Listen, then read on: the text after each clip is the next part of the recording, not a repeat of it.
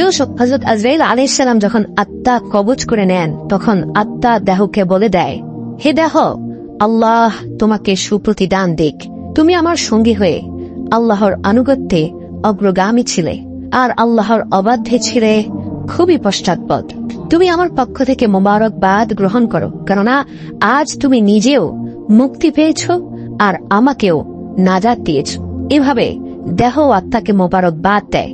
মুমিন বান্দার মৃত্যুতে জমিনের যে সকল অংশে সে ইবাদত করত সেগুলো কাঁদতে থাকে। আকাশের যে সকল দুয়ার দিয়ে তার নেক আমল উপরে উঠত সে সকল দুয়ার তার জন্য কাঁদতে থাকে। যে দরজা দিয়ে তার রিজিক নেমে আসত সে দরজাও কাঁদতে থাকে। আকাশ জমিনের এক ক্রন্দন দীর্ঘ 40 দিন পর্যন্ত অব্যাহত থাকে। মালাকুল মউত যখন তার আত্মা কবজ করে নেয়, তখন তার দেহের হেফাজতের জন্য সেখানে 500 ফেরেশতা দাঁড়িয়ে থাকে। যদি কেউ তার লাশের পাশ ফিরাতে চায়, তখন ফেরেশতারাও এই কাজে মানুষকে সহযোগিতা করে। এমনকি কাফন পরিধান ও সুগন্ধি মাখানোর কাজেও ফেরেশতারা অংশ নেয়। লাশের সম্মানার্থে ফেরেশতারা 2টি সারি করে ঘর থেকে কবর পর্যন্ত দাঁড়িয়ে যায়। জানাজা যখন অতিক্রম করে তখন তারা অভ্যর্থনা জানায়, তার জন্য ক্ষমার প্রার্থনা করে। মুমিনের মর্যাদার এই অবস্থা দেখে ইবলিস এত জোরে চিৎকার করে উঠে যে তার দেহের হাড়ের কোন কোন গ্রন্থির বন্ধন এ সময় সুখে পরিতাপে ছুঁয়ে যায়। সে আক্ষেপের সাথে তার সঙ্গীদের বলতে থাকে, তোমাদের সর্বনাশ হোক, এই বান্দা তোমাদের ফাঁদ থেকে কিভাবে ফসকে গেল? ইবলিসের সঙ্গীরা বলে, এ নিষ্পাপ ছিল, তাই আমাদের ফাঁদে আটকায়নি। মালাকুল মউত যখন তার আত্মাকে নিয়ে আকাশে আরোহণ করে, তখন হযরত জিবরাইল আলাইহিস সালাম 70,000 ফেরেশতা নিয়ে তাকে অভ্যর্থনা জানায়। আর সকল ফেরেশতারা তখন আল্লাহ তাআলার সন্তুষ্টির সুসংবাদ জানাতে থাকে। মালাকুল মউত যখন আত্মাটিকে নিয়ে আরশের নিকট পৌঁছে যান, তখন সে আল্লাহ তাআলার সামনে সিজদায় পতিত হয়ে যায়। আর সে সময় আল্লাহ তাআলা ইরশাদ করেন, হে মালাইকাল মউত, তুমি আমার বান্দাকে নিয়ে যাও, জান্নাতের বাগানে রেখে এসো। অতঃপর তাকে কবরে রাখার পর নামাজ তার ডান দিকে এবং রোজা তার বাম দিকে এসে দাঁড়ায়। প্রিয় দর্শক, আমরা আজ নামাজ এবং রোজা ছেড়ে দিয়েছি। নামাজ রোজার গুরুত্ব আমরা বুঝি না, অথচ এই নামাজ এবং রোজা কবরে আপনার ডান এবং বামে এসে দাঁড়াবে আপনাকে সকল প্রকার মুসিবত থেকে প্রোটেক্ট করার জন্য। আল্লাহর জিকির ও কোরআন তেলাওয়াত এসে দাঁড়িয়ে যায় তার শিয়রের দিকে, পায়ের দিকে দাঁড়িয়ে যায় জামায়াতের সাথে নামাজ পড়ার জন্য মসজিদে গমন, আর তার ধৈর্য কবরের এক কোনায় অবস্থান নেয়।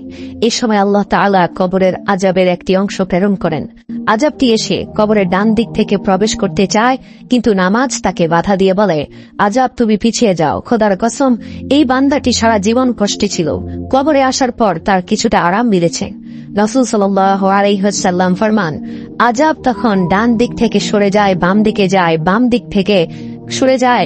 রোজা নামাজের মতো আযাবকে জবাব দিয়ে প্রতিহত করে। আযাব এবার মাথার দিক থেকে আসতে চেষ্টা করলেও একই রকম জবাব আসে। মোট কথা, আযাব যেদিক থেকে আসতে চায় সেদিক থেকেই তার জন্য প্রতিবন্ধকতা সৃষ্টি হয়। অবশেষে আযাব যখন দেখে আল্লাহর এই নেক বান্দার আমল সব দিক থেকেই তার জন্য প্রতিরক্ষার দেয়াল সৃষ্টি করে রেখেছে, তখন সে ফিরে যায়।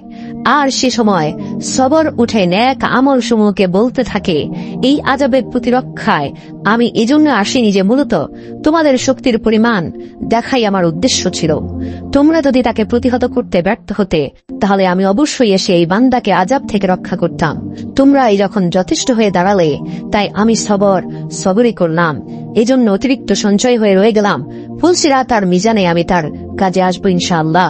এরপর ওই বান্দার নিকট এমন 2 জন ফেরেশতা আসে যাদের চোখ নীল বর্ণের, আওয়াজ ভয়ঙ্কর, গরুর শিংয়ের ন্যায় দাঁত, এবং তাদের শ্বাসের সাথে নাসারন্ধ্র দিয়ে অগ্নিশিখা বের হয়। ফেরেশতাদ্বয়ের উভয় কাঁধের মধ্যবর্তী স্থান খুবই প্রশস্ত। তারা মুমিন বান্দা ছাড়া আর কারো উপর দয়া করতে জানে না। এই 2 জন ফেরেশতাকেই মুনকার নাকির বলা হয়। ওদের হাতে একটি হাতুড়ি থাকে। এটি এতই ভারী যে সকল মানব দানব মিলে একত্রিত হলেও তা উত্তোলন করতে সক্ষম হবে না। এই 2 জন ফেরেশতা কবরে প্রবেশ করে লাশকে বলে উঠে, বসো। লাশ তৎক্ষণাৎ উঠে বসে যায় এবং কাফনের কাপড় খুলে পড়ে যায়। ফেরেশতা তখন জিজ্ঞেস করে, তোমার প্রভুকে, তোমার ধর্ম কি, তোমার নবীকে?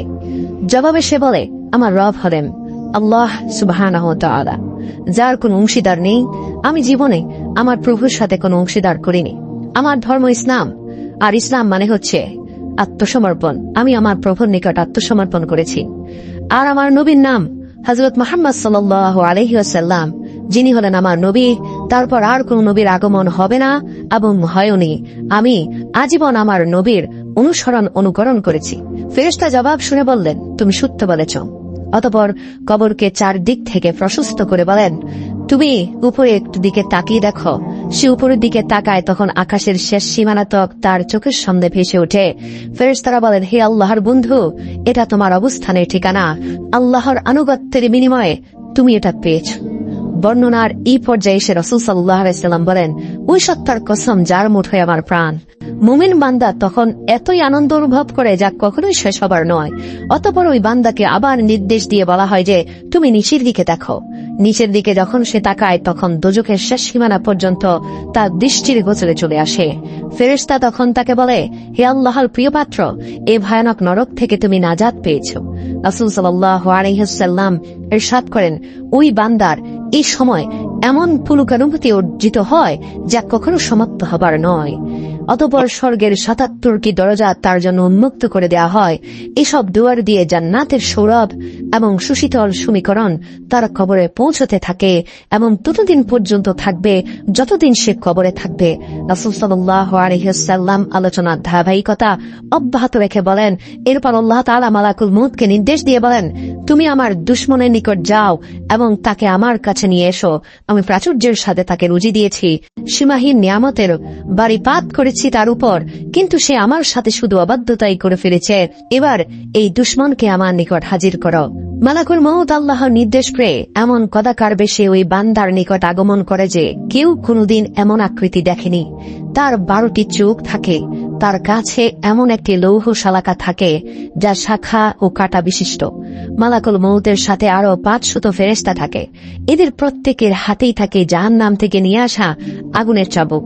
মালাকুল মউত অবাধ্য বান্দাকে চাবুক দিয়ে এমন ভাবে আঘাত করতে থাকে যে প্রতিটি কাঁটা তার সারা দেহে তন্ত্রের মূলে বিদ্ধ হয়ে যায়। অতঃপর সেটি পাকিয়ে টেনে বের করে এবং তার পায়ের নখের তলদেশ থেকে পর্যন্ত আত্মাকে বের করে নিয়ে আসে। এরপর সেই লৌহ শলাকাটি তার উভয় পায়ের গোড়ালিতে ঢুকিয়ে দেওয়া হয়। তখন আল্লাহর এই দুশমনের এতই কষ্ট হয় যে বেদনায় সে কাতরাতে থাকে। এমন সময় বাকি ফেরেশতারা তাদের হাতের চাবুক দিয়ে তার মুখমণ্ডল এবং পশ্চাৎদেশে অনবরত প্রহার করতে থাকে, কেননা সে তার আত্মাকে শরীর থেকে সহজে বিচ্ছিন্ন করতে চাচ্ছিল না। এ সময় তার আত্মাকে টেনে হিচড়ে সারা দেহ থেকে গোড়ালিতে নিয়ে আসা হয়। শাস্তির এই পর্যায়ে শলাকাটি তার হাঁটুতে ফোটানো হয়। তখন বেদনায় সে ছটফট করতে থাকে। এমন সময় ফেরেশতারা আবার আগুনের চাবুক দিয়ে তার মুখ ও নিতম্বে মারতে শুরু করে। হাঁটু থেকে শলাকাটি বের করে ঢুকানো হয় তার নিতম্ব দেশে, অতঃপর বুকে এবং সবশেষে কণ্ঠনালীতে। অতঃপর পূর্বের মতোই সেটিকে টেনে বের করা হয়। এরপর ফেরেশতারা জাহান্নাম থেকে সংগ্রহ করা অঙ্গার তার থুতনির নিচে বিছিয়ে দিয়ে বলে, হে অপবিত্র আত্মা, তুমি বেরিয়ে আসো। তুমি থাকবে প্রখর বাষ্পে, উত্তপ্ত পানিতে এবং ধূম্রকুণ্ডের ছায়ায়, যা শীতল নয় এবং আরামদায়ক নয়। সূরা ওয়াকিয়া আয়াত নম্বর 42 থেকে 44। প্রিয় দর্শক, আমরা আজকে এই হাদিস থেকে সুস্পষ্টভাবে বুঝতে পারলাম এই মাহে রমজান আমাদের জন্য কতটা গুরুত্বপূর্ণ। এই রমজানের সিয়াম সাধনা কবরে আমার বাম পাশে এসে দাঁড়াবে এবং আমার সালাত আমার ডান পাশে এসে দাঁড়াবে। প্রিয় দর্শক, শুধু রমজান কেন, বাকি 11টি মাসও আমাদের রব্বুল আলামিনের নিকট মাথা নত করে আমাদেরকে কবরের চিন্তায় মগ্ন থাকতে হবে। আমাদেরকে কবরের সামান জোগাড় করতে হবে, কারণ এই অন্ধকার কবরে আমাদেরকে সাহায্য করার মতো আমাদের ন্যাক আমল ব্যতীত আর কিছুই নেই। প্রিয় দর্শক, আসুন এই মাহে রমজান ঈমান এবং আমল তৈরি করার সময়। আসুন এই পর্যায়ে আমরা জেনে নিব কবরে মুনকার নেকিরের সওয়াল জবাবে সাহায্য পাওয়ার উপায়। আমরা একটি দোয়া শিখে নিব। যে ব্যক্তি প্রতিদিন এই দোয়াটি পাঠ করবে তার জন্য আল্লাহ তাআলার পক্ষ হতে অনেক রহমত বর্ষিত হবে। তবে এই দোয়াটি একটি বিশেষ উপায়ে পাঠ করতে হবে। এই দোয়াটি পাঠ করলে 3টি সুবিধা পাওয়া যায়। 1 নম্বর হচ্ছে, দোয়াটি পাঠ করলে আল্লাহ তাআলার পক্ষ থেকে ওই ব্যক্তির রিজিকের পেরেশানি আল্লাহ তাআলা দূর করে দিবেন এবং সকল প্রকার প্রকাশ্য ও গোপন সচ্ছলতা দান করবেন। কবরে মুনকার নেকিরের সওয়াল জবাবে সাহায্য করবেন। সুবহানাল্লাহ। প্রিয় দর্শক, আমরা সকলে দোয়াটি শিখে নেই। দোয়াটি হচ্ছে, লা ইলাহা ইল্লাহুল মালিকুল হাক্কুল মুবিন, লা ইলাহা ইল্লাহুল মালিকুল হাক্কুল মুবিন।